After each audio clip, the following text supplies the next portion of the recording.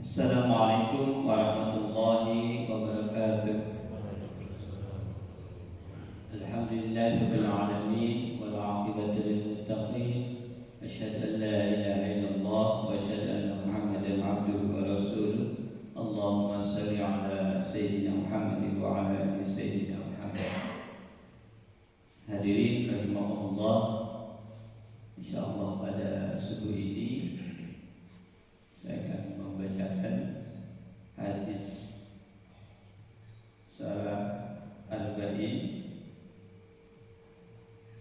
Mudah-mudahan apa yang disampaikan mengingatkan kita untuk bisa sama-sama lebih dekat kepada Allah, dan mudah-mudahan bisa ibadah kita menjadi yang terbaik. Mohon maaf kalau masih mengganggu di zikirnya. Mudah-mudahan ini adalah salah satu zikir kita juga kepada Allah. Bismillahirrahmanirrahim. An Amirul Mu'minin Abi Hafsin Umar bin Khattab radhiyallahu anhu qala sami'tu Rasulullah sallallahu alaihi wasallam yaqulu innamal a'malu binniyat wa innamal likulli imri'in ma nawa faman kana hijratuhu ila Allah wa rasulihi fa hijratuhu ila Allah wa rasulihi wa man kanat hijratuhu lidunya yusibuha aw imraati yankihuha fa hijratuhu ila ma hajara ilaihi. Dari Amirul Mukminin Abi Hafs Umar bin Khattab radhiyallahu anhu, ia berkata, saya mendengar Rasulullah sallallahu alaihi wasallam bersabda, sesungguhnya setiap perbuatan itu dinilai berdasarkan niatnya, dan sesungguhnya setiap orang yang akan dibalas menurut apa yang dia niatkan. Karenanya barang siapa yang hijrahnya karena ingin mendapat keridhaan Allah dan Rasulnya, maka hijrahnya kepada keridhaan Allah dan Rasulnya. Dan barang siapa yang hijrahnya karena dunia yang dikehendakinya atau karena wanita yang ingin dinikahinya, maka hijrahnya akan bernilai sebagaimana yang dia niatkan.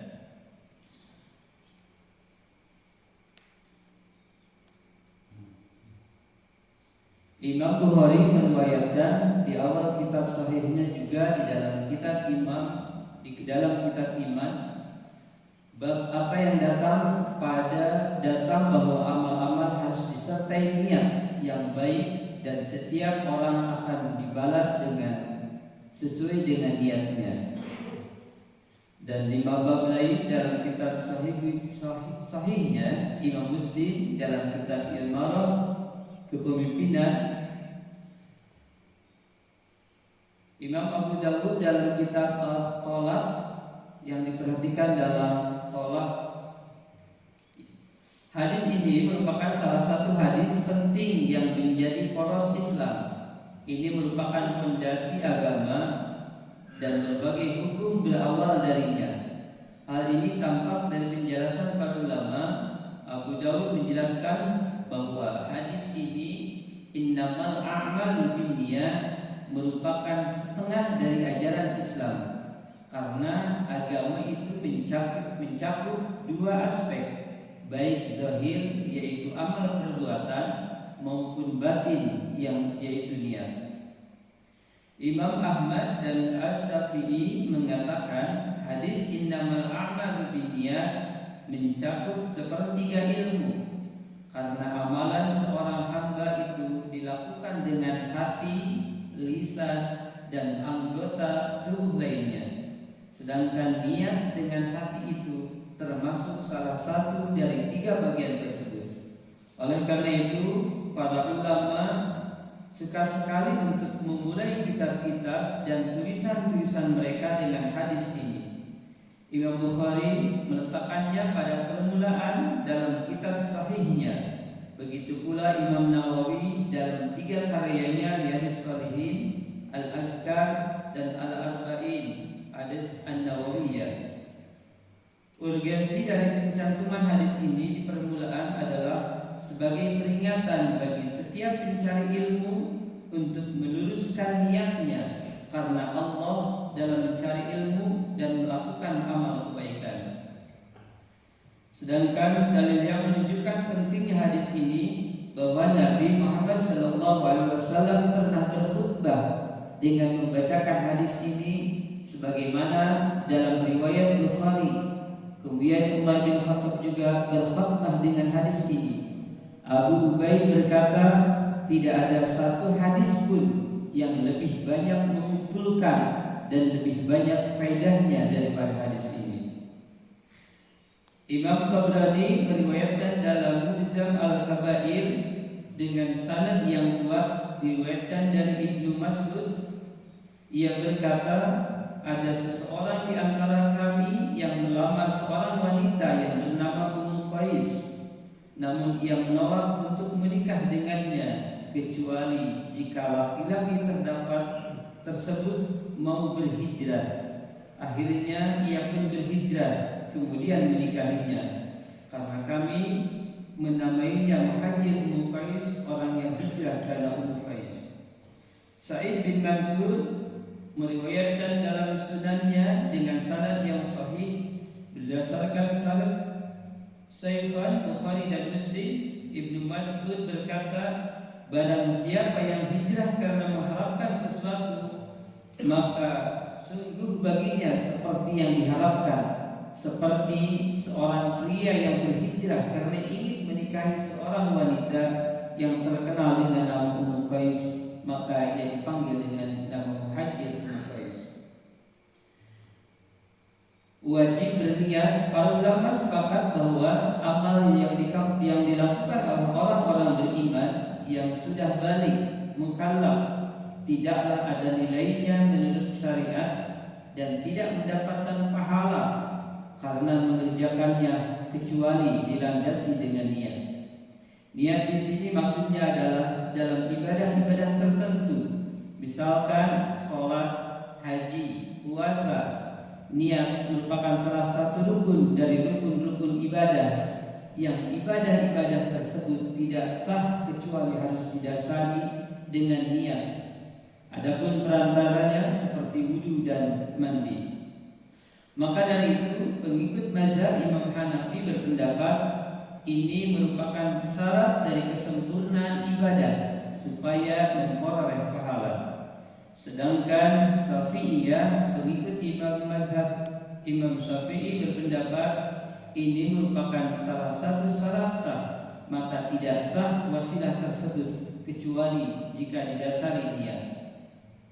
Waktu dan niat dan tempatnya. Waktu niat adalah permulaan ibadah, seperti takbiratul ihram dalam sholat dan ihram untuk haji. Adapun puasa cukuplah dengan berniat sebelumnya dikarenakan kesulitan dalam memantau waktu fajar.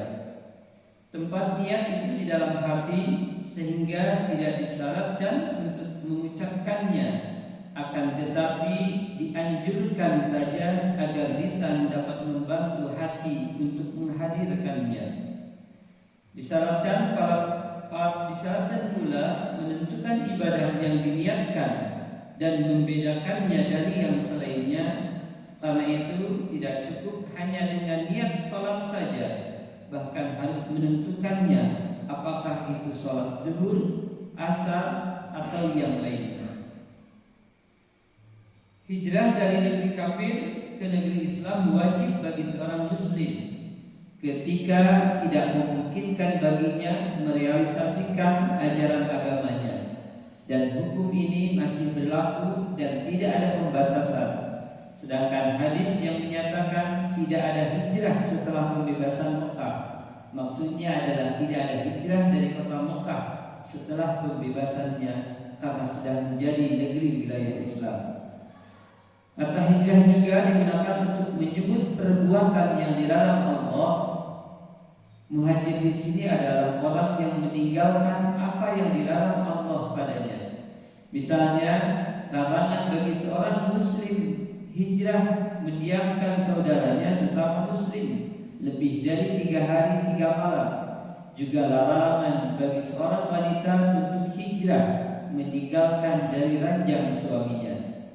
Namun terkadang seorang muslim juga diharuskan meninggalkan saudaranya yang suka melakukan maksiat, sebagaimana seorang suami boleh membiarkan istrinya yang membangkang sebagai bentuk pelajaran baginya.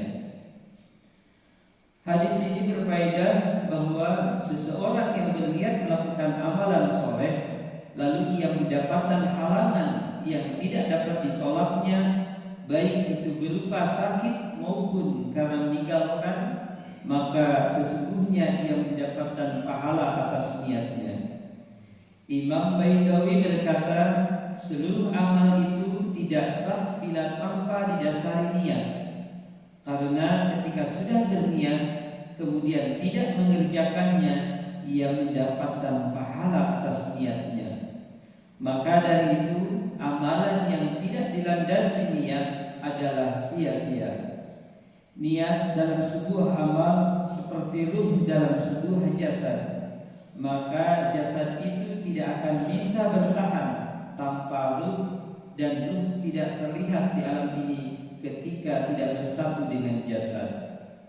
Hadis ini memberikan penjelasan kepada kita untuk senantiasa ikhlas dalam melakukan amal ibadah, sehingga kita dapat meraih balasan pahala di akhirat. Juga bimbingan dan kesuksesan dari Allah ketika di dunia. Setiap amal yang mendatangkan manfaat dan kebaikan kemudian dilandasi niat dan ikhlas mengharapkan keridhaan Allah merupakan satu ibadah. Mudah-mudahan hadis tentang niat ini mari kita sama-sama siap melakukan kegiatan yang diridhai Allah, kebaikan. Mari kita sama-sama kuatkan niat, karena dengan niat insya Allah kita akan mendapatkan pahala dari perbuatan itu sendiri. Mudah-mudahan mari kita sama-sama terus memperbaiki niat di dalam dan dimanapun ketika kita berada. Mudah-mudahan kita berada dalam lindungan Allah Subhanahu wa taala. Barakallahu li wa lakum. Assalamualaikum warahmatullahi wabarakatuh.